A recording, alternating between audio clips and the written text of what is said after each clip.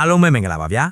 ဒီနေ့ဗီဒီယိုမှာတော့ Serie A ပရိသတ်တွေစိတ်ဝင်စားနေတဲ့ Lazio နဲ့ဆက်ဆူအိုလိုတို့ရဲ့ပွဲစဉ်ကိုအသေးစိတ်သုံးသပ်ပေးသွားမှာပါဗျာ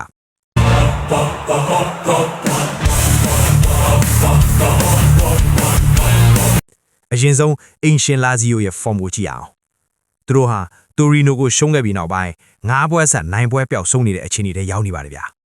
ဒီတဲ့ပိုပြီးစိုးရင်စရာကောင်းတာက3ပွဲဆက်6မသွင်းနိုင်တဲ့တိုက်စစ်ပိုင်းမှာပဲ creativity ပိုင်းအားနဲ့နေပေမဲ့ Ingwin ပွဲဖြစ်လို့ဒီနေ့မှာတော့ reaction ပြန်လာဖို့အစွမ်းကုန်စူးစမ်းလာမှာတေးကြပါတယ်ဗျာကဲအဲ့ဒီဆက်ဆူအိုလိုဘာကိုတစ်ချက်ကြည့်အောင်သူတို့ကတော့လက်ရှိ form အကောင်းဆုံးအသင်းတွေကတသွင်းလို့ပြောလို့ရပါတယ်ဗျာ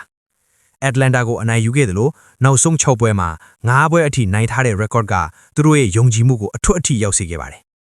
အထူးသဖြင့်သူတို့ရဲ့ counter attack တွေကအရန်အန်ဒီရရှိတာကြောင့် Lazio ခန်းစစ်အတွက်တော့တကယ်ကိုအလုရှုမဲ့ပွဲစဉ်ပါပဲဗျာ tactical point အနေနဲ့ကြည့်ရင်ဒီပွဲက goal chance တွေအများကြီးပေါ်လာမဲ့ပွဲပါ။ဘာကြောင့်လဲဆိုတော့ Lazio က form ပြန်တက်လာမှာဖြစ်တယ်လို့ Sassuolo ကလည်းလက်ရှိ attacking style ကိုပဲ set ထိန်းထားမှာမို့လို့ပါပဲဗျာ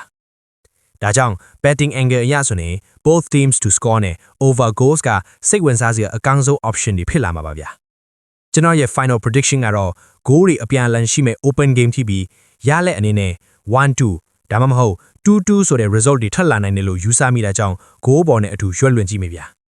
မိတ်ဆွေတို့ရဲ့အမြင်တွေကိုလည်း comment မှာမျှဝေပေးဟေ့ပါအောင်ဗျာဗီဒီယိုကိုကြိုက်ရင် like and subscribe လုပ်ထားဖို့မမေ့ပါဘူးနော်နောက်ထပ် match analysis တွေမှာပြန်တွေ့ကြမယ်ဗျာအားလုံးကိုကျေးဇူးတင်ပါတယ်